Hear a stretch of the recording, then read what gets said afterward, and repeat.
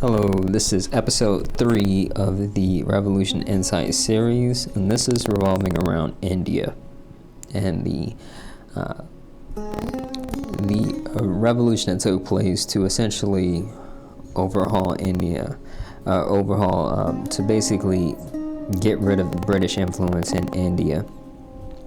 And this is the Insight series, so rather than actually talking about the event itself, I'll talk about the insights that it gave. And I'm going to leave a link in the description for the actual video to learn more about it, which I highly recommend. This one was really, this video particularly was really good, but also just look up more about it and you'll learn more about it, because like I said, it's just a taste, and I'm definitely going to learn more about a lot of these things. The first note I have here is that the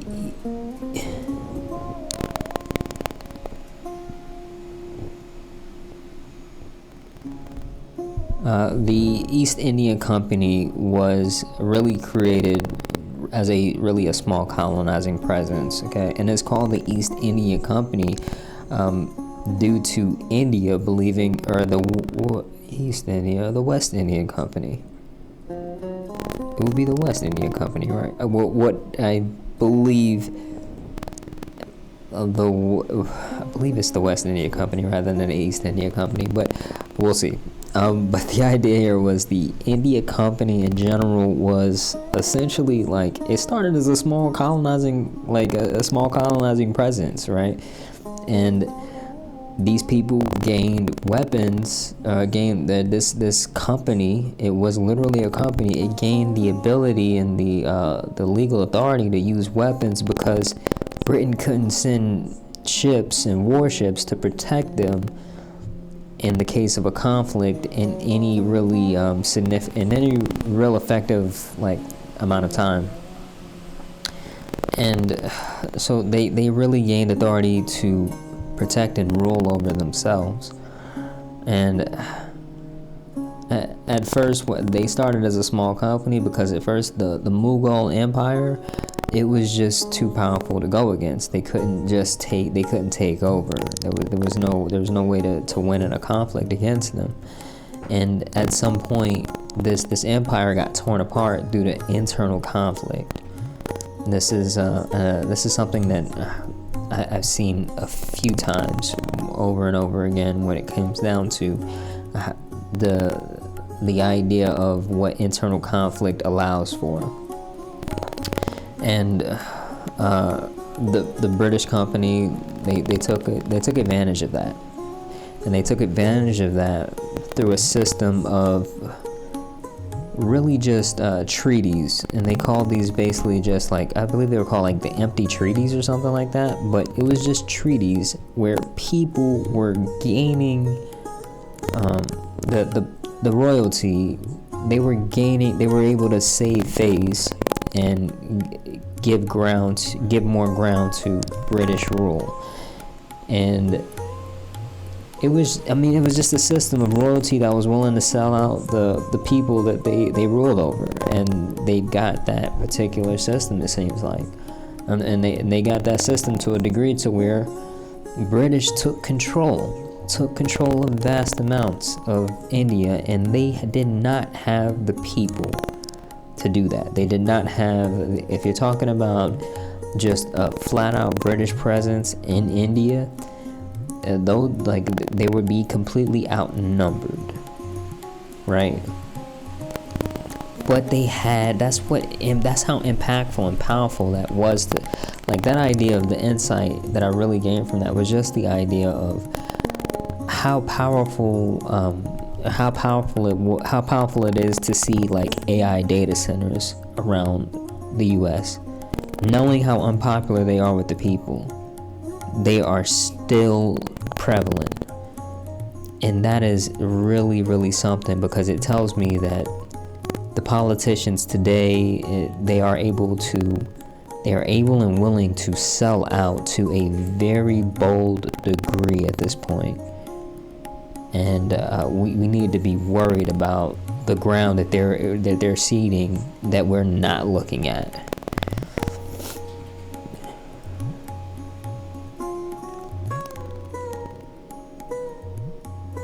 Now,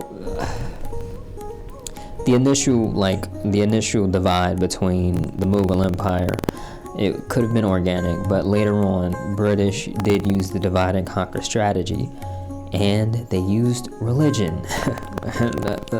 Another theme that comes up quite a lot. They used religion to divide these people. Like, I believe it was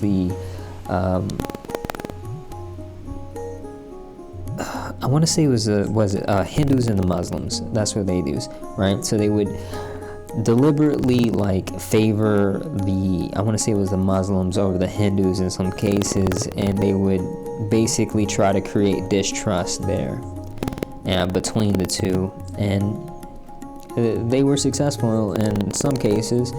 And I mean, up until the end, right? That was actually when they decided to stop listening to that to this idea. It seems like that's when they were able to gain power, when they were able to see that this was not something that they were trying to create the strategy of divide and conquer. And when they recognized that, it seems like that's when things ended for the British rule in India. Now, they also created guards in India, or Indian guards, by essentially creating a population in India that was Indian by all metrics, but they would be they could think of themselves as a higher form of Indian by receiving British education. And they did that, and they created those people. And for those that don't know, those people are the people who were Indian, going back from British education and essentially being propagandized into thinking that they were the superior Indians now that they were able to gain British education or something. Those people could be the most violent in terms of the way they rule over their own, the way they can rule and the way they decide to rule. And because there's just an element of when you come back and you see people that look like you, and you are taught in such an environment that produces immense self-hatred, it can be disastrous in terms of for the people that are ruled, that are essentially coming up under you, or that essentially ruled by you and are under your influence. Another thing was free speech was very important. They were advocating for free speech in Britain, but in India, they were avoiding that. That was very important for them to avoid it, because the papers, what they were saying, it was very it wouldn't have been good to get out there for India, or for Britain, because India helped them in the war, World War One. They sent a lot of troops to World War One. I think it was 1 million troops, and they were promised, as a result of the war and helping with the war, they were promised home rule, and Britain just completely reneged on that promise. And that's bold in itself, but it taught India India that these people were not going to be civilized people, and that was very important for them. They also advertise this idea. I think this has been the idea of economics, and how Indians played economics with Britain was probably the most the craziest lesson I've seen in terms of revolution, in terms of their strategy, or just the way they did, the way they rebelled against the system was so amazing, right? In terms of nonviolent, really just nonviolent protest and what they did, because they did two things. one, they told people, this was the first time they told people, hey, don't shop here. This is a British friendly place. Very impactful, very completely took the legs from under Britain in a lot of situations. But they also did something else. They did a protest where basically anybody that was friendly to the British people, they told them to, they basically did like minor acts of just making things completely unbearable, right? So when they asked an Indian person for directions, the Indian person would give them the wrong directions. I don't know, just like, yo, that's crazy, but it is. I'm imagining that worked a lot, and that's it's definitely cool to see that not, or to know how they did that.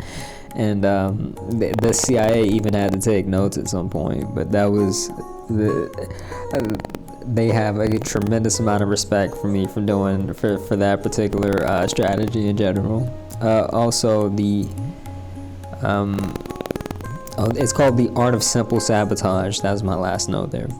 It's called The Art of Simple Sabotage, and look that up if you have time to look that up. But this whole series is just me trying to basically give more insight into, or just gain more insight first off into the revolutions that have taken place across the world, because I haven't had time to read about all of them, but definitely want to look into as many as possible, and definitely gaining more insight in terms of how to target my studying when I do get back to reading more. And this is essentially me creating a series that is connected to the world that I'm building, in terms of, it's going to be I'm creating a one-shot now. That's going to be kind of how it starts, and we'll progress from there. But the idea is it's the theme is a revolution, right? And it's a very I spent a lot of time on the actual story itself and the world itself, but the time spent it's not really the important aspect. The important aspect is whether it's good and whether it really does deliver what I want it to deliver to people. But I suppose the main thing that really, in terms of really wanting to, if you like the insight, you kind of like the idea, you can leave a comment, like the video.